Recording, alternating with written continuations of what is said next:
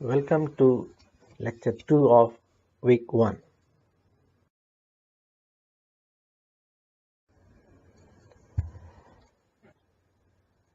Let's try to understand the two different mechanisms of transport and start doing cell momentum balance on simple geometries.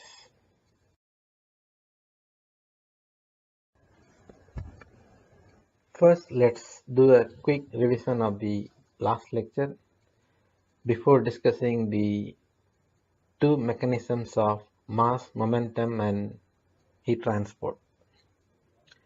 Cell momentum balance will be done in the face-to-face lecture.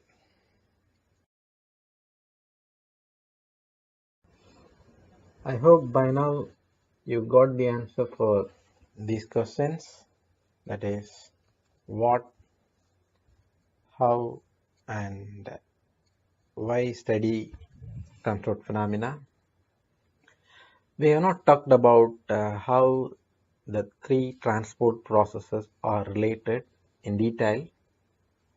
We only know that the equations are similar, that enables us to solve these problems by analogy. We will learn about this in detail later. To illustrate the three levels of study, let us consider the circular pipe example. On a macroscopic level, we are interested in the pressure drop. For a given flow rate, this can be calculated using the Moody's chart, which is very well known to us, which is a plot between RE and F. But we do not get any physical insight about the flow. Microscopic study will tell us more about the fluid flow. We will be able to know that how the fluid moves close to the wall. In some cases, fluid at the wall does not move, and as the fluid moves away from the wall, the velocity starts increasing and it becomes maximum at the center of the pipe. We will be able to get the radial velocity profile, which is the variation of velocity along the radius of the pipe. This radial velocity profile will be used to get friction factor. Radial velocity profile comes out of microscopic study, whereas friction factor is a macroscopic quantity. This is the relation between the two levels of study. We will learn more about this in week 3. You may recall that friction factor relations can be obtained by doing dimensional analysis on the pipe flow. From fluid mechanics 230, we know that delta P is a function of these variables.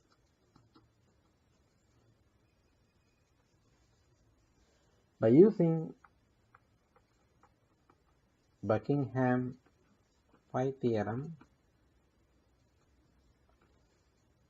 we can show that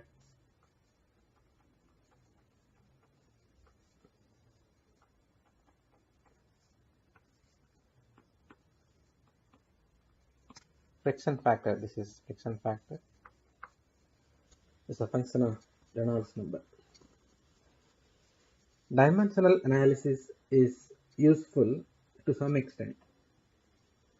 It gives us some understanding about the pipe flow, but Only from microscopic study we will be able to get the velocity variation along the radius of the pipe.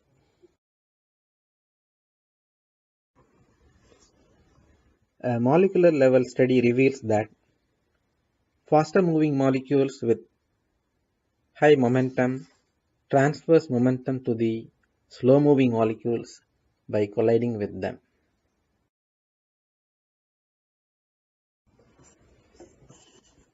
Transport of property, that is mass, momentum or heat, takes place by two mechanisms, namely molecular transport and convective transport. In fluids, molecules are at constant and random motion and collide with each other all the time. When there is a concentration gradient of mass, heat or momentum, there will be a net flux of that property from a region of high to low concentration. Flux, which is a rate per area, for example, mass flux is mass transfer rate per area.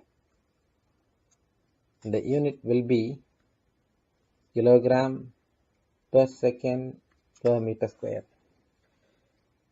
Is proportional to the concentration gradient, and the proportionality constant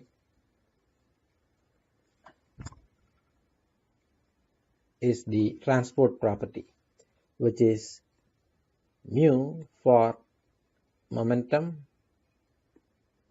and K thermal conductivity for heat and diffusion coefficient for mass.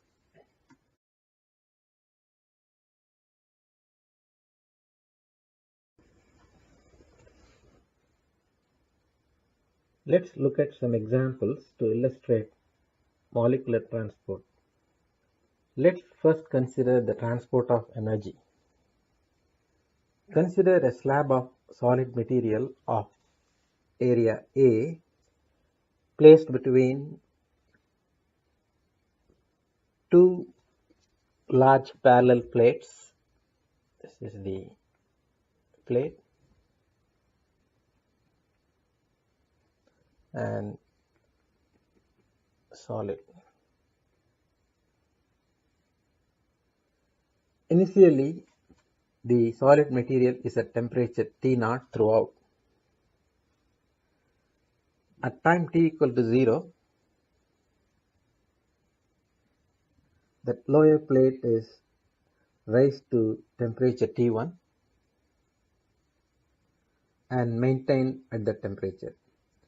As time proceeds, the temperature profile in the material changes and finally it reaches the linear form.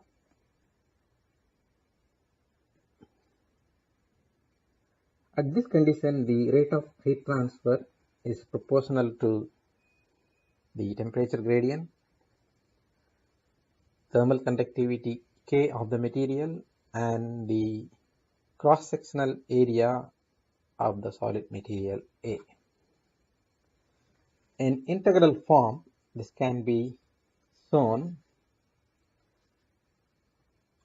like this: Q by A is equal to K delta T over delta Y.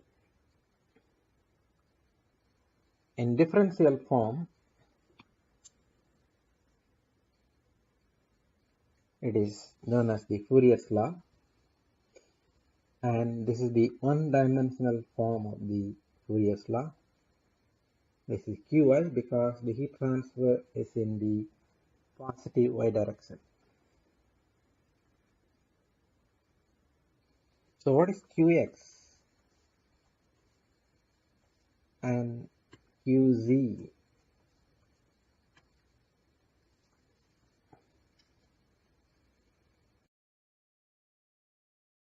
earlier example, it was heat flux by diffusion or molecular motion. Now let's look at the transport of mass by molecular motion.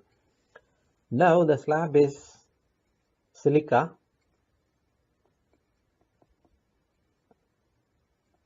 which is species B, and species A is helium. Now let's impose a concentration gradient at time t equal to 0. Suddenly the concentration of A at the bottom of the plate is increased.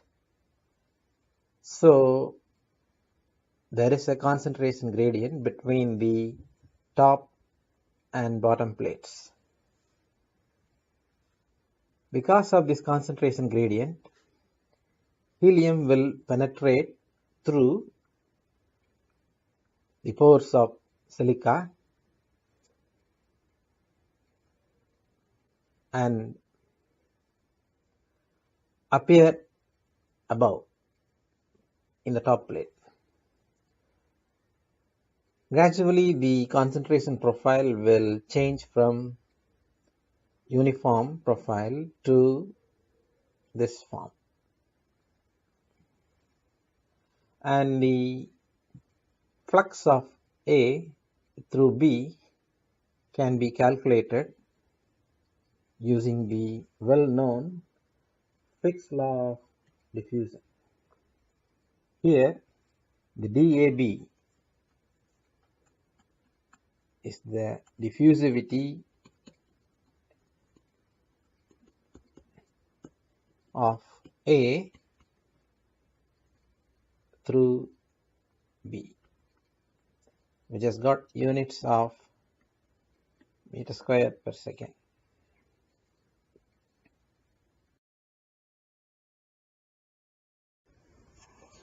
To illustrate the molecular transport of momentum, let's consider a fluid between the two plates. Initially, the two plates are at rest, V equal to 0. Suddenly, at time t equal to 0, the velocity of the bottom plate is set at a constant value of V. After some time, we can observe a velocity profile which is still changing, unsteady. And finally, the velocity profile would have attained a linear form, and all the fluids will be moving. All the fluid layers between the plates will be moving.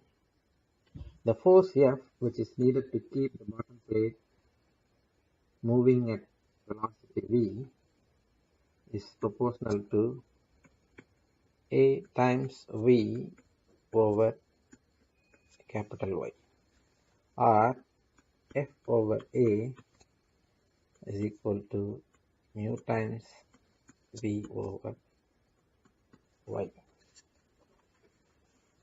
F over A is shear stress because the force is acting parallel to the bottom plate,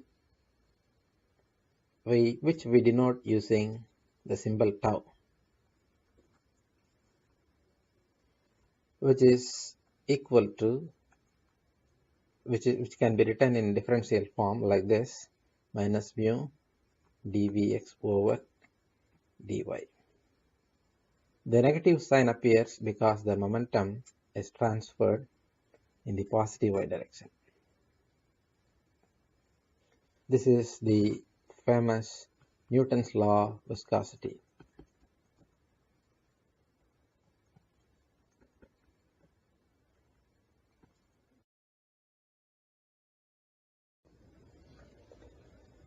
Newton's law of viscosity can be interpreted in another way also. When the bottom plate is set in motion in the x direction with a velocity v, the fluid on the lower plate at y equal to 0 acquires some x momentum and starts moving. This layer in turn imparts some momentum to the fluid layer above, making it also move in the x direction. This way, momentum is transferred from a region of high momentum to a region of low momentum.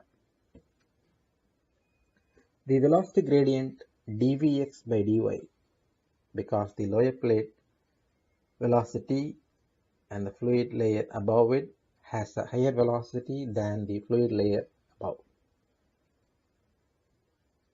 The velocity gradient is responsible for the momentum transfer. When it is multiplied with the viscosity, we get the shear stress.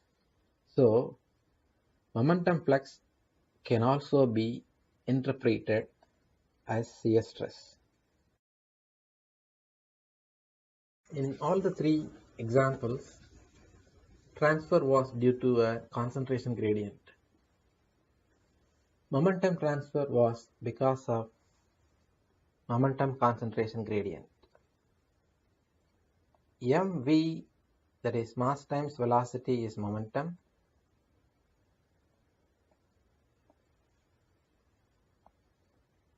mv over volume, or rho v, m over volume is density, so mv over volume is density times velocity, is momentum concentration.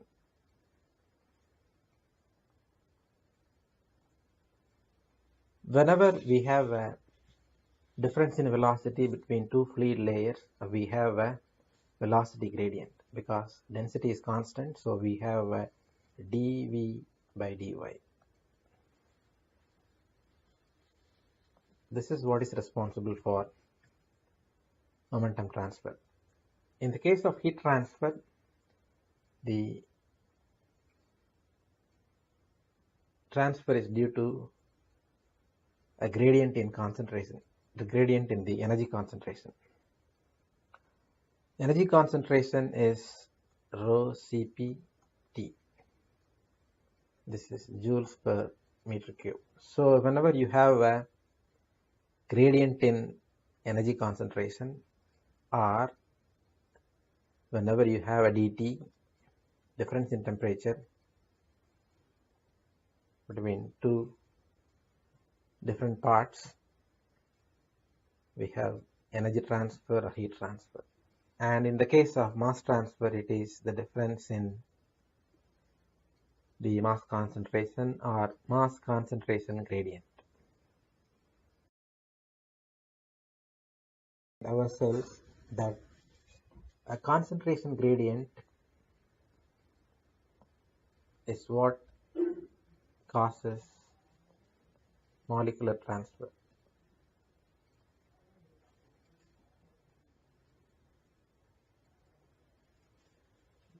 In the case of molecular momentum transfer, a gradient in momentum concentration, which gives rise to a gradient in velocity, is responsible for molecular momentum transfer, and which is also known as the shear stress. So shear stress is nothing but the momentum flux. Is our same. And the fluid property mu, the absolute viscosity, is what carries momentum from a high to low momentum area. The table shows the units of these quantities in different systems. Viscosity is resistance to flow. This table shows the viscosity of some gases and liquids. If you observe closely, you can see that the viscosity of gases are much lower than the viscosity of liquid. But when temperature is increased, the viscosity of liquids decrease because the intermolecular forces decrease with increasing temperature, and they offer low resistance. But in the case of gases, the number of collisions between the molecules increase, and the gas becomes more chaotic and offers more resistance to flow with increasing temperature.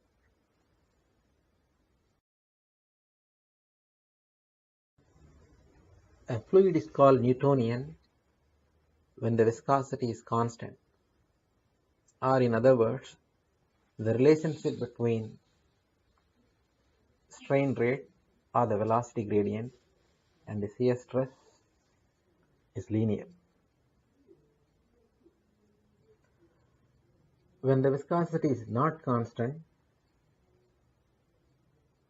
the fluid is called non-Newtonian, and the viscosity is called apparent viscosity, and it changes with change in the applied shear rate.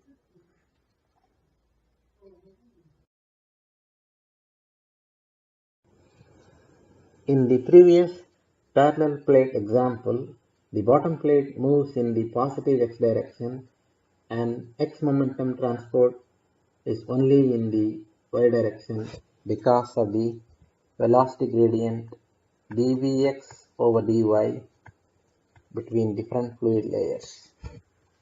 The shear stress between each layer of fluid can be calculated using Newton's law of viscosity. Tau ix is equal to minus mu dvx over dy. It should be mentioned that stress is also momentum flux because stress is force over area and force is rate of change of momentum.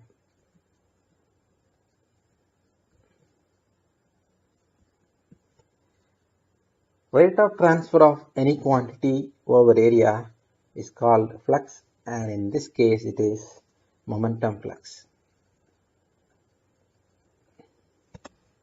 Unlike this example, in real applications, all the three components of velocity, that is Vx, Vy and Vz,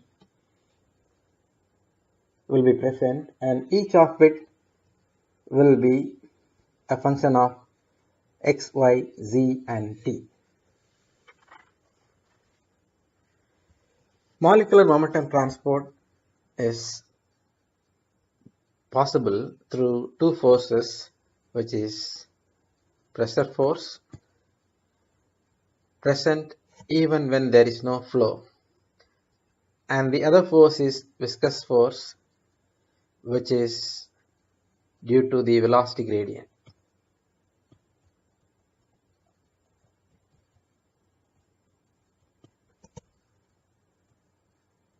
This is also called the momentum transport by molecular momentum transport by viscous forces is also called viscous transport.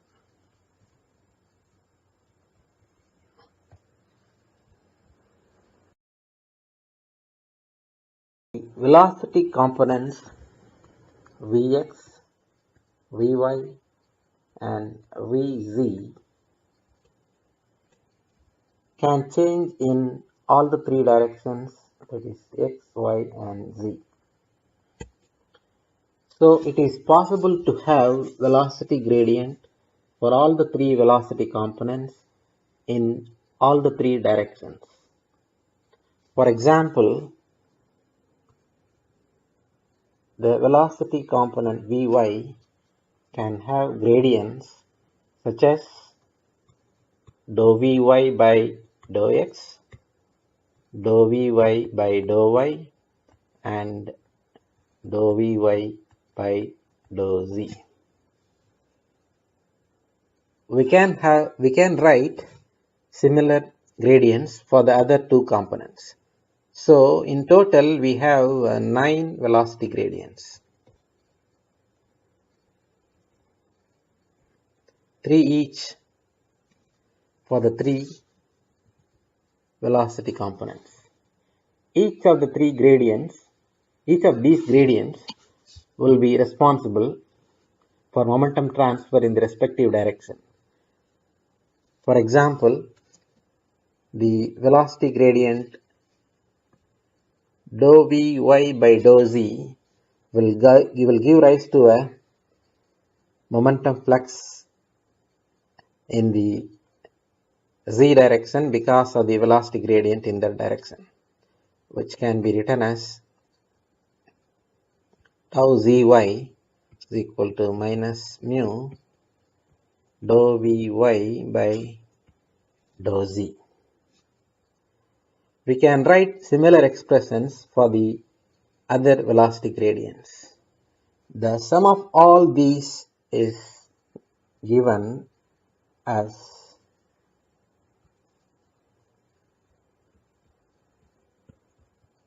tau ij.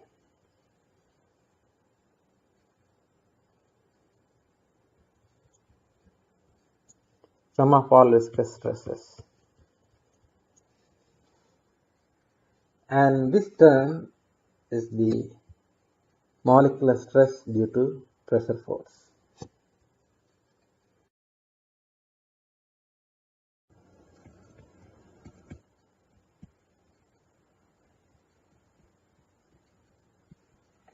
Phi ij is the molecular stress tensor or molecular momentum flux tensor, which has got 3 components.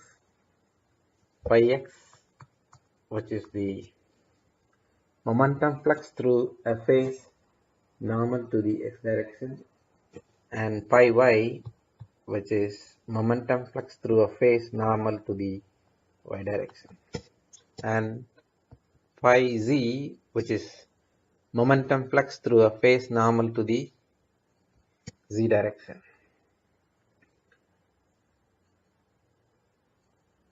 Phi x has got components p delta x and tau x. It should be noted that p is same in all the 3 directions because pressure is a scalar.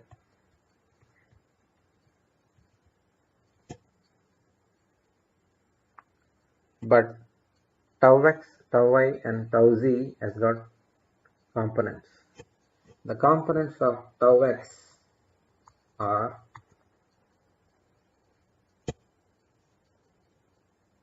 tau xx, tau xy and tau xz.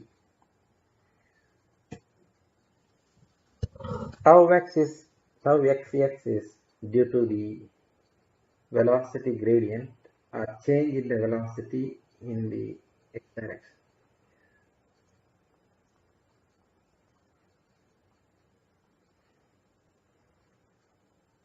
Tau xy is due to the velocity gradient in the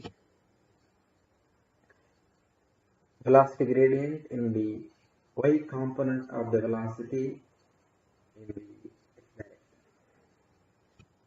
Y velocity is this is y velocity, and if we have a gradient in the x direction, that will give rise to tau xy, that is y momentum transported in the x direction because of this velocity gradient. This velocity gradient here is dou v y by dou x, and the velocity gradient which is responsible for tau xz will be tau vz by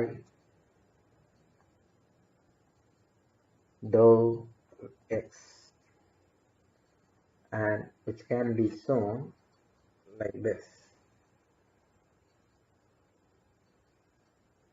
You have vz velocity, and so this is a bigger velocity, smaller velocity, so you have a velocity gradient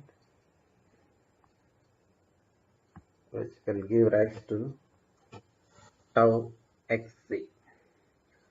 We can explain the other two stresses, tau y and tau z, in a similar way.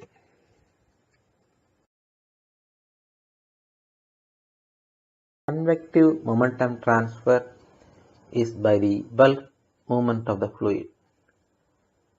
Bulk movement of fluid should be accompanied by a pressure drop or fluid movement across system boundary. Fluid should cross system boundary.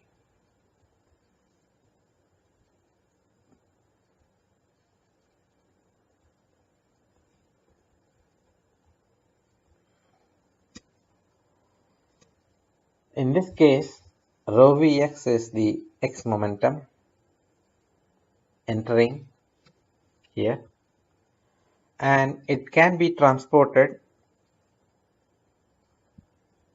in all the three directions depending on the pressure gradient.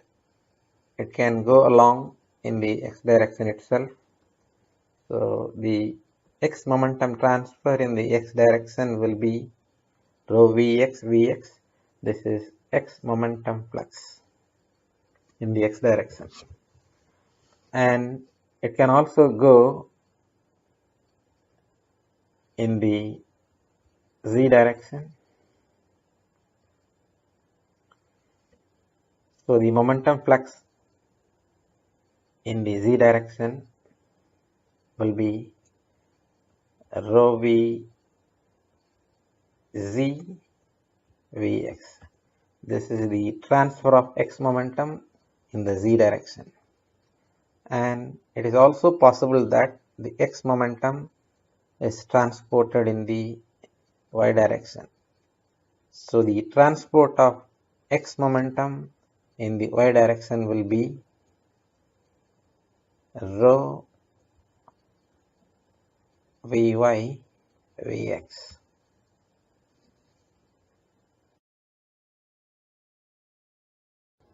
Convective momentum flux has also got components, x component, y component and z component, like the molecular momentum flux which we saw before. Rho Vxv is the momentum transfer through a phase normal to the x direction, and rho Vyv is the momentum transfer through a phase normal to the y direction, and the third one is momentum transfer through a phase normal to the z direction. Here rho Vx is the x momentum transfer in the x direction itself. This one, rho Vy, is the y momentum transfer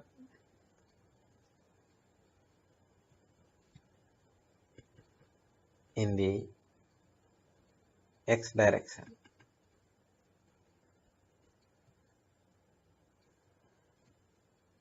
But rho Vz is